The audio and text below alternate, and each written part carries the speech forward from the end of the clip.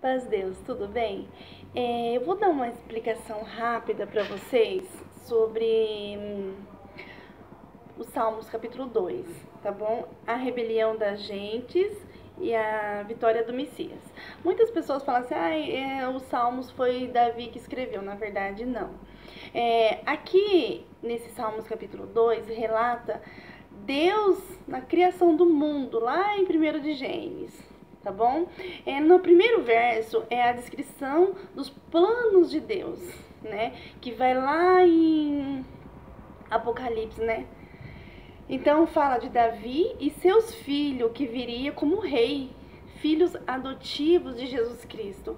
E que fala do ataque de cruz também, e blasfêmias, e a resistência do evangelho. Esse é o primeiro versículo que explica, né?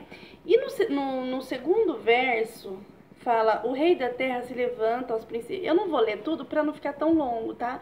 Aí vocês leem e depois vocês vão fazendo a concordância, tá bom? Então, ó, no segundo capítulo fala do filho com o pai. Então, o pai já responde pro filho. No primeiro é Deus falando pro filho e no segundo é o filho falando pro pai. O filho escolhido, ungido, sentindo-se nobre. Ele sentia-se nobre de ter essa unção como rei, né? Que no passado os reinos da terra tentavam se opor também contra o rei do universo, tá bom? No capítulo 3, explica o rompimento das ataduras. Às vezes fala assim, nossa, o que significa isso? O rompimento das ataduras refere ao fim dos tempos, do Novo Testamento. Aí vai lá em Apocalipse, eu acho que é 19, no verso 11, eu acho que está escrito, vai lá para vocês verem.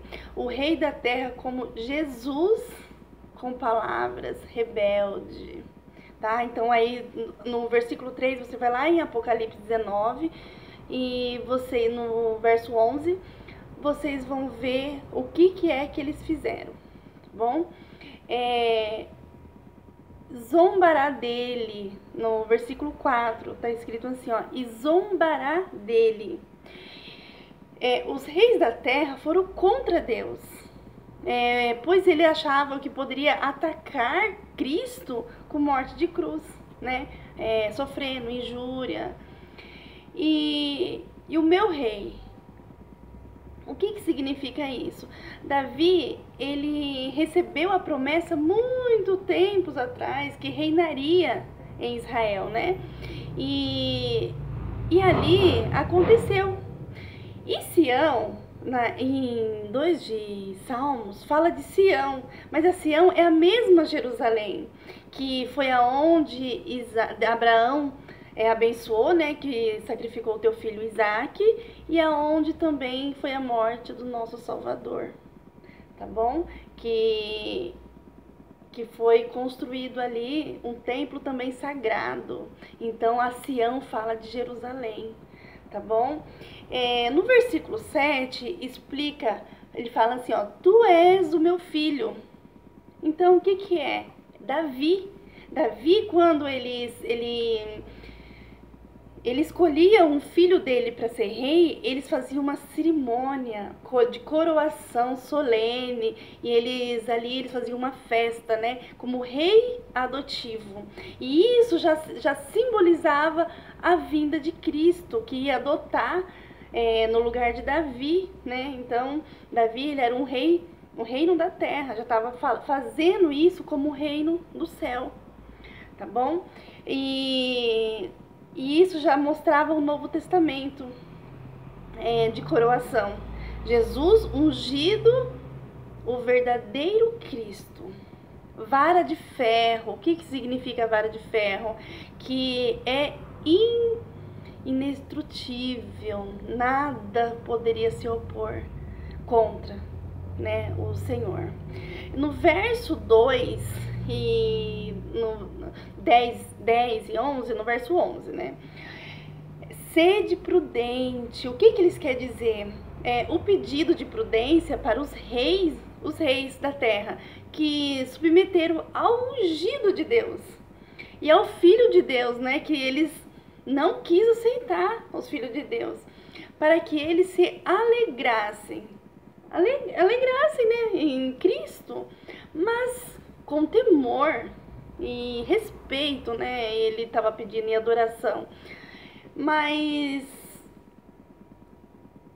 eles não aceitaram. E o Senhor falou assim: todo aquele que me aceitar em respeito, adoração e temor, esses serão a Deus somente assim, o verdadeiro, serão abençoados. E a verdadeira alegria poderia vir sobre ele, né? Então, o que está escrito no verso 12, que é um verso polêmico? Beija o filho. Nossa, isso tá lá em Salomão, né? Em Cantares de Salomão. O que significa isso, beijar o filho? Essa palavra refere à real intenção de mostrar ao povo única opção correta de salvação. Amar o ungido de Deus, dá a benção a quem a respeita a sua vontade, seu filho, e quem recusa a obedecer sofrerá a ira divina. Tá bom? Essa é o significado do Salmos capítulo 2. Aí eu vou tentar pegar algumas palavras e fazer a tradução para vocês, para não ficar tão longo, tá bom? Deus abençoe. Eu fiz uma explanação bem rápida aqui e para vocês entenderem.